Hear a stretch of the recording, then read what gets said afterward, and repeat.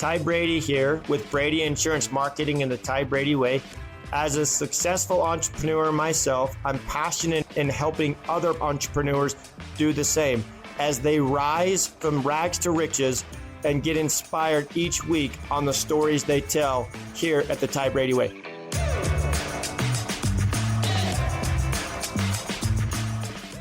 Welcome back to another episode of the Ty Brady Way. Today, I have Nina Sossamon Pogue on the show, and I'm excited to interview you. Anytime, we do this show, I always like to get a little bit of background. So welcome to the show, and tell us a little bit about yourself and what you've done, some accomplishments, and where you're at, and we'll go from there. Well, hey, thank you so much for having me. It's a pleasure to be on. My background is varied. I've had several big chapters in my life, I like to say. I was a member of the USA gymnastics team back in the 80s. And then I was a newscaster, a reporter and a newscaster for many years, and an Emmy award-winning news anchor. And then after that, I got into tech. I went from TV to tech and jumped into a friend's startup and stayed with it through the IPO and did the IPO roadshow and that whole thing as part of the leadership team of a software as a service, a big SaaS company. And then I got out of that and wrote a few books, and now I'm a full-time speaker. I speak on resilience. How do you, pick yourself up and keep going, but not just get up, but level up. And mostly I talk about my failures more than all those successes. There's so much. Just to be an athlete at that level. Wow. My girls cheer. When did you finally say enough was enough? Because that's hard on your body. And then how did you get into, that's quite the pedigree there. You're like, okay, I'm an athlete to a news reporter. And then, so where did you transition from an athlete to a news anchor? Yeah. So I spend a lot of time, I don't really, like I said, I talk more about my failures than my successes. So I was on the U.S. gymnastics team, moved away from home when I was 13 into the Olympic Training Center, like you hear about with these young girls. And then I made the U.S. team, went all over the world, Japan, Hungary, Germany, Australia. And then I didn't make the Olympic team. So big blow there, trying to figure out, what to do next. I felt like I was a failure at the ripe old age of 16, like I wasted my whole life sort of thing. And then I I did go to college on a gymnastics scholarship. I went to LSU. I was a top recruit, went to school. And then I blew out my knee in college. And that's when I had to figure out who I was without gymnastics. Yeah. And fortunately for me, after making some really poor decisions for a little while, I like to say I graduated in booze and boys. After making some not so good decisions for a while, then I, I found television. I found I got an opportunity to work in a newsroom. I worked for sports information, obviously, because that was what I knew was sport. And I did all the minor sports, what they call, diving, track and field, women's volleyball, all the stuff that, you don't see. It's not just football, baseball, basketball. So I did a lot of reporting on that and found journalism, and I loved television. And so going from an athlete to TV, it was just another way to push myself, compete. Yeah. So to keep my scholarship, I had to work for the university, and I became a reporter, a sports reporter, with both first the university and then with the local TV station there. And I just fell in love with television. Once I went into my first newsroom, it was real competitive, a lot of adrenaline and high stakes, kind of like being an athlete. And so I did that for a lot of years. But that transition from gymnast, athlete to the, real world, as you would say, like to another career, was really a difficult time. It was, I didn't know who I was without my sport. I had to figure out who was Nina without that piece of me. Like nowadays, it's your Instagram and your TikTok. Back then, it was like my sweatshirt and my bumper sticker, but it was a big transition to figure that out. Well, how did you figure that out? You may have felt like your identity had been lost. It's all you knew, right? Yeah. What were the steps you went through? Well, it was interesting. When I first blew out my knee, they had me working in the laundry room to keep my scholarship, which not washing cute little leotards either. I was in the laundry room washing all of the athletes' stuff. And so I sometimes joke my claim to fame was almost that I washed Shaquille O'Neal's jockstrap. But I thank goodness I found my way out of the laundry room. but I had an athletic advisor. And back then they didn't have anybody with mental health or anything like that, just an academic advisor. And that academic advisor would come by the laundry room every once in a while. And sooner or later I opened up to him and I said, and he was the first person to ask me, what do you want to do after this? And I'd honestly never thought about it. And he encouraged me to do some thinking. And that's when the opportunity came up to move me from the laundry room into sports information. And then I just fell in love with that piece, that storytelling. And every day's different. Every day's very competitive in the news business. So that piece of it really clicked for me. You just had somebody have a conversation and said, hey, what made you reflect on where do I want to take this? And then somebody gave you an opportunity. Well, another opportunity. Well, it didn't just give me an opportunity. I mean, I did all the crappy jobs. So I worked in sports information for a little bit. And I was in college and kind of fumbling my way through and barely making my grades. I mean, I had a whole year there where I was really barely going to class. I used to joke I would like take my Percocet with a shot of Jaeger and roll myself, into physical therapy, not in a good mood at all.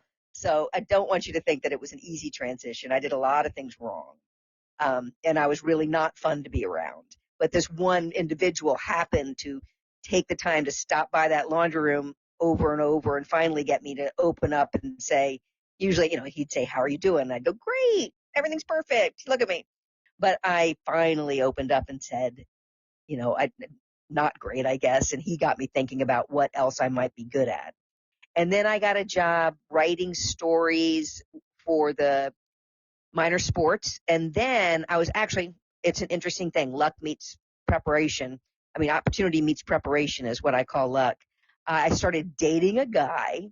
Got into the gym. I got into bodybuilding for a while. And this is about a year or so after my injury. And I started dating a guy who was a personal trainer to one of the people who worked at the TV station's wife and got an introduction to someone there. And then my first job in television, I worked in a archive closet, logging tapes. And then I got to pull cords and run the teleprompter. And I did every job nobody else wanted for about a year before I actually got to do some reporting. And then another year or so before I got to be on air as a reporter. So it wasn't and that was the crappy weekend gigs doing the Crowley Rice Festival down in Louisiana somewhere. That is so true. Sometimes you often hear me say you have to embrace the suck, right? You have to embrace it because everybody has to start somewhere. Yeah. And you look at the life of social media, and a lot of times you see just the highlight reel, but everybody has stuff. Everybody has trauma, right? Everybody has issues, but you don't ever often hear about that. No, and that's why sorry, I stepped on you there. I just say, no, that's why I said, I'm glad you're talking. I want to talk about my failures. It's great. Yeah. And that's why I went down that road. People see me as this, the successes that I've had. And I call that your resume. We've all got one of those, the things you would see on LinkedIn or if you applied for a job, the stuff we're proud of. I call it your reverse resume, all the stuff that you did that does not show up there. All the stuff below the line of your timeline. That's the stuff you survived. If you were bullied, if you failed something, if you dropped out of school, if you had an addiction, all the stuff you've gotten through goes in the bottom part of that. And that really makes you who you are. So I not only didn't make the Olympic team, then while I was in college, I blew out my knee in college and lost my sport. And then after that, I was on television and I got fired at one point. They went younger and blonder when I turned, in my 30s. And I'd gone through a divorce and I've gone through some other trauma. It's all the stuff you've been through, and we all have it, that really makes us who we are, more so than the things that we just achieve. It's character building, right? It's that character building we have to go through, because I believe I wouldn't be the person I am today had I not experienced some of those things in my life. Absolutely. Absolutely. You don't learn much from things when you get it right. It's like when I was an athlete. Think about an athlete. All day long, you go practice your routines and your coaches tell you what you're doing wrong to correct it. tell you what you're doing wrong, jump higher, straighten your leg, twist later. Like, you're constantly getting corrections. If you're in any sport, same thing. Throw the ball differently. I don't know other sports as well, but you get corrections. When you get it right, you don't get a correction. So in life, all of those corrections, all the times you get it wrong, you really learn a lot more from that. You go through, one of the things I was going to say too is my wife still competes in bodybuilding. She's a master's, she's over 40. And so she competes in, master's bikini, and, she's actually going to compete in 6 weeks. So it's, That's tough. yeah, I was going to say anybody that does that, especially from a spouse watching and seeing and the ups and downs and the highs and lows. And it's fascinating what you can do with your body though at the same time. Yeah, it's so much discipline. So much discipline. And it's a world in its own. And a lot of times those people say that it's a lifestyle, right? Because it really is a lifestyle. Yeah, well, good luck to her. That is a tough thing to do, especially in the Masters. I think it's harder on our bodies, harder to do and get our bodies to react how we want it to as we get older. Absolutely. So you get out of broadcasting. How did you transition from broadcasting to going to a tech company, and what was your role there? So in tech, this was interesting. I was a popular news anchor in Charleston, South Carolina, and I'd done a lot of work and I worked in a lot of nonprofits. And a buddy of mine who had been on a couple of nonprofit boards with me had a startup. He had a software as a service startup early in the day where SaaS was young, before we even called it cloud, cloud computing, back when we were trying to figure out what to call it. So 2006, 7, 8, and Google bought YouTube. And then he went, oh, I need to figure out how to do video better. And so we had a couple coffees and lunches, and I was sharing with him what it took to create content, edit a video, what producers did, just everything about the news business. And then he decided he wanted somebody to come jump in and create video and media content for his software platform. And so he gave me a great opportunity to step away and do that. It was a big risk on my part, but I was getting older and kind of finished being on air. I was ready to be behind the scenes. And so I went from TV to tech, and I started off just standing up a communications media department for him, and then learned quickly, and became a more integral part of the leadership team. And then by the time we went public in 2013, I was a vice president of marketing, communications, and media. And so I was a big part of that IPO roadshow, which was just a fascinating thing to be a part of. But yeah, so from TV to tech was really a leap of faith, and jumping into a friend's tech company, and it was a wonderful opportunity. And I did what a lot of people do. I said, where's the money going to be down the road? I wasn't stupid. Like, show me technology. Show me the money. Yeah. I mean, there's money. It was healthcare technology. There's money in healthcare, and there's money in tech. And the TV business was going the other direction because everybody was, had the news in their pocket, and they weren't watching the evening news like they used to. What were some challenges in a startup? I mean, you used the word risk. You took a big risk, and I don't think anybody gets anywhere without taking a risk. I mean, I wouldn't be where I'm at if I didn't take a risk, right? So what were those first couple of years like? Because I believe the first 2 to 3 years are absolutely the hardest. And then at some point you have a breakthrough, right? And then, so what was that like? Yeah, well, not much transfers from television to tech. And I didn't know anything. I think I just there was so much learning to do, so much new information and new understanding that I had to come up with. I think the most important thing that I did that anybody can do is I got really comfortable not knowing, not being the smartest one in the room, asking lots of questions. My whole first year was just me asking questions and being comfortable not knowing, and going to meetings and listening and taking notes, and then going and looking up what the words meant in the meetings. I didn't know the words around sales and revenue. I didn't know the words, any of the language around platform technology. I didn't understand what release schedules were in software.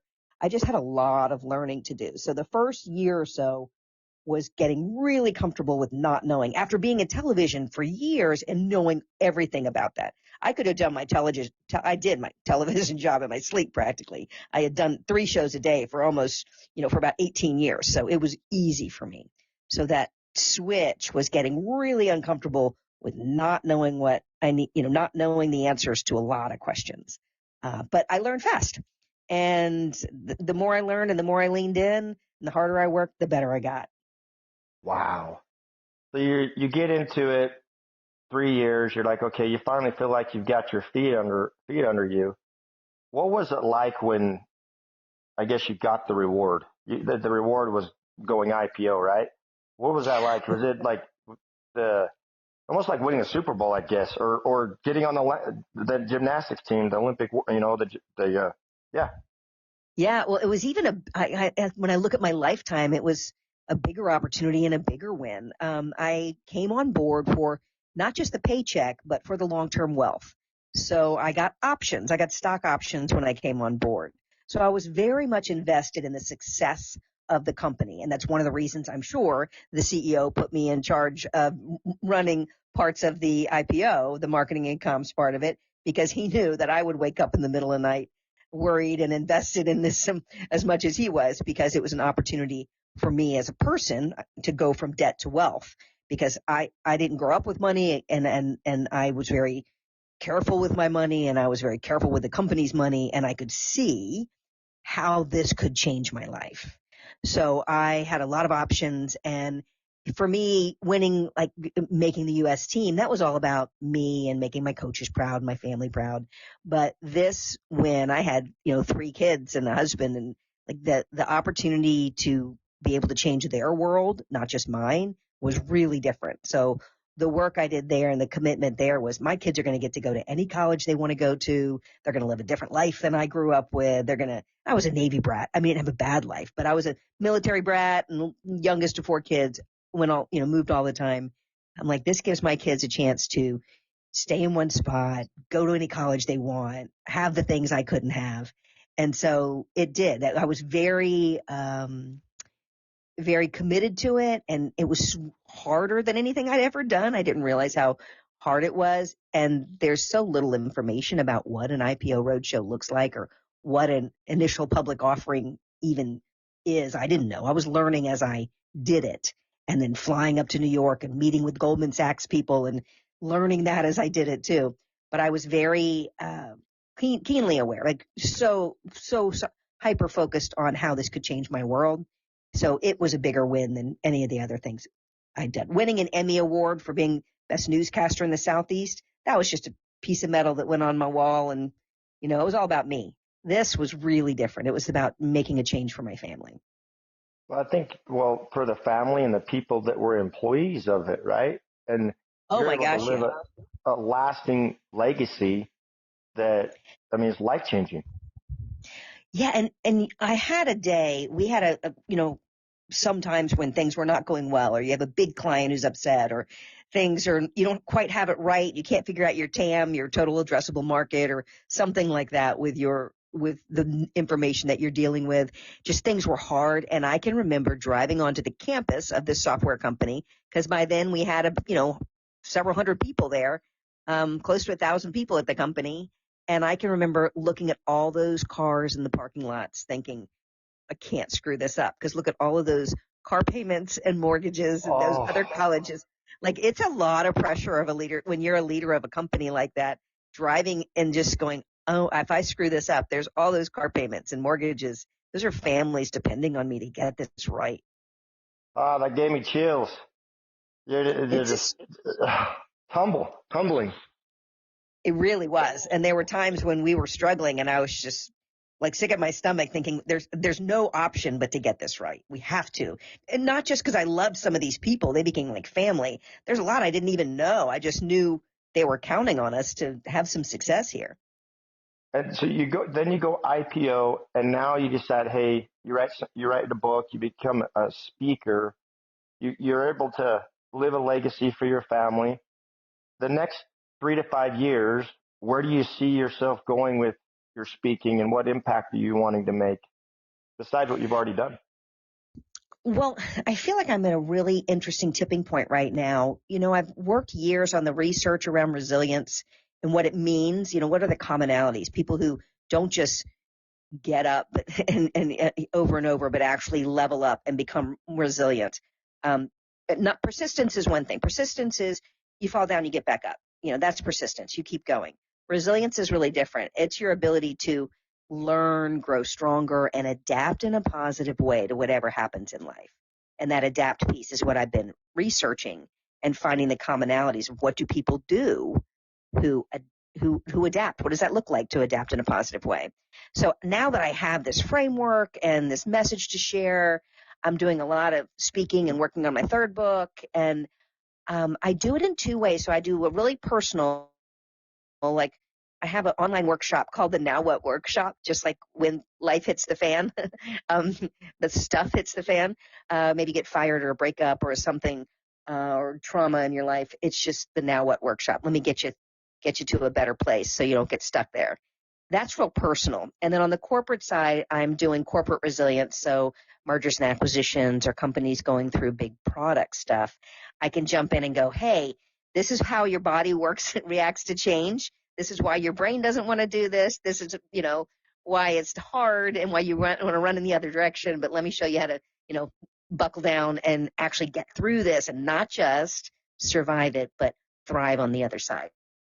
I would say there's a lot of similarities. That message out now that I know it. And I would say there's a lot of similarities with the direction you've gone in your life with being resilient. You've that framework you talked about is, I did like it. What's next?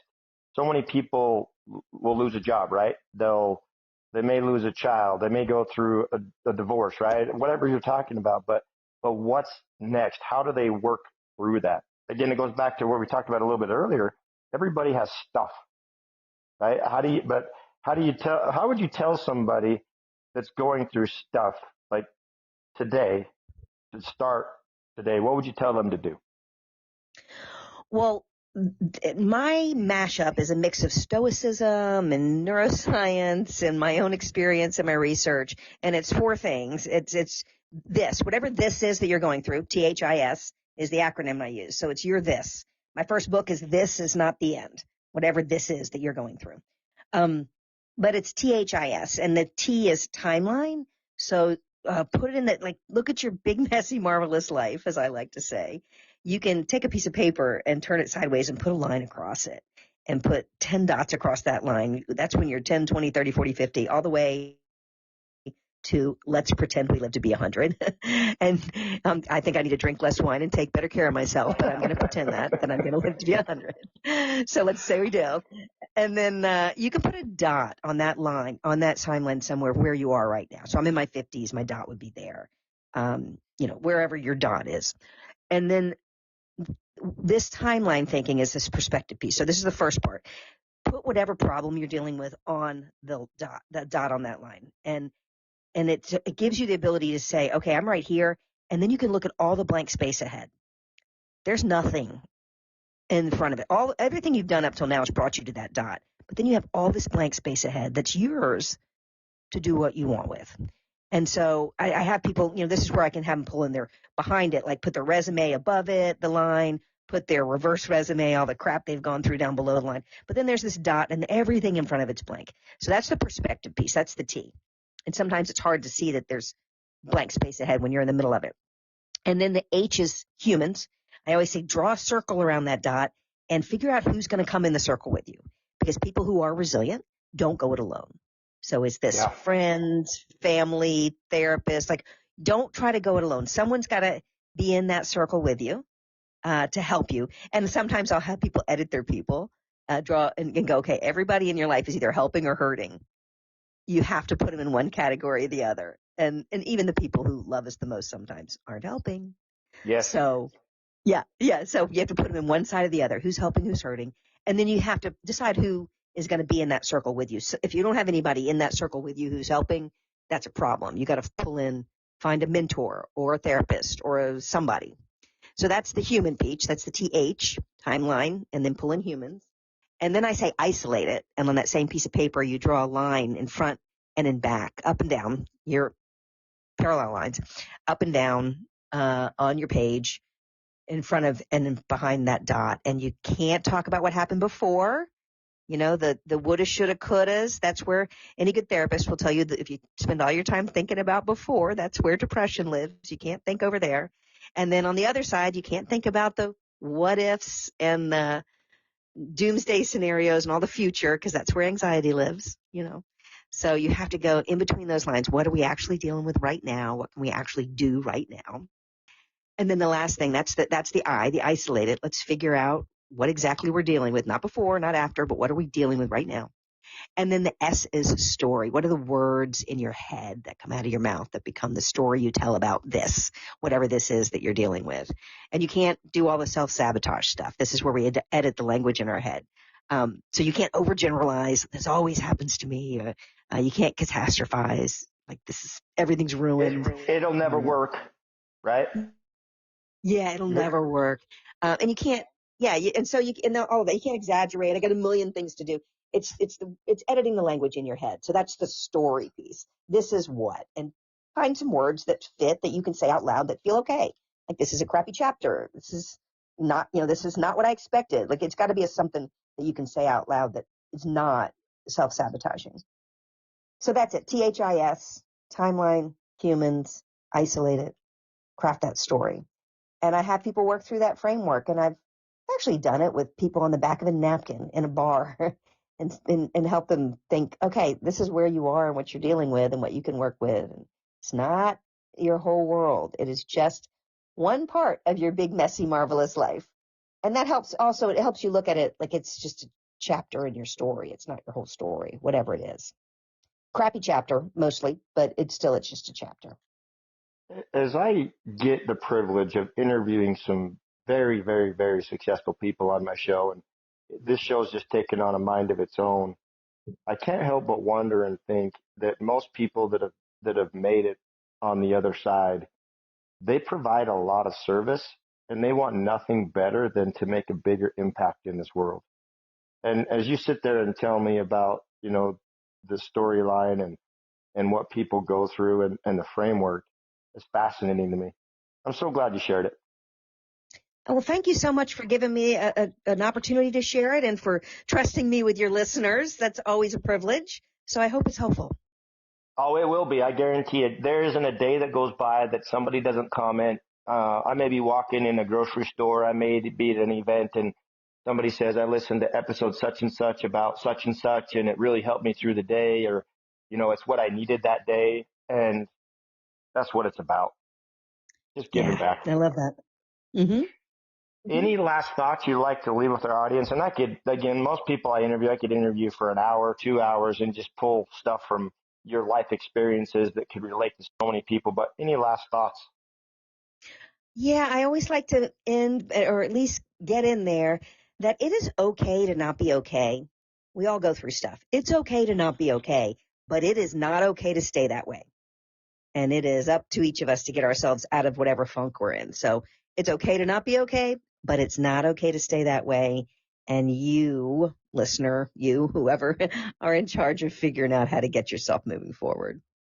So there'll be links on the show that you can connect with Nina. We'll put links if you want to put your audio, if you have an audiobook or books they could download on Amazon or wherever they could get it. But I appreciate taking the time out of the day. Again, it's a privilege to interview you. I'm glad you wanted to be on the show to get you in front of my audience. As always, share, like, and subscribe, and we'll catch you on the next one. Thank you for listening to another episode of the Ty Brady Way. As always, share, like, and subscribe. Go to Instagram at ty.r.brady. And as always, love hearing from you. And let me know what you want to learn on the show or what you'd like me to bring up on the show. Thanks. You can find the Ty Brady Way on Instagram as well as Facebook. To stay connected with giveaways and Ty himself, go ahead and follow at ty.r.brady on Instagram as well as Facebook. This podcast was recorded, edited, and produced by Whitney Face Media Marketing. And the theme music is an excerpt from Hot Chicken of the Woods by Isaac Joel.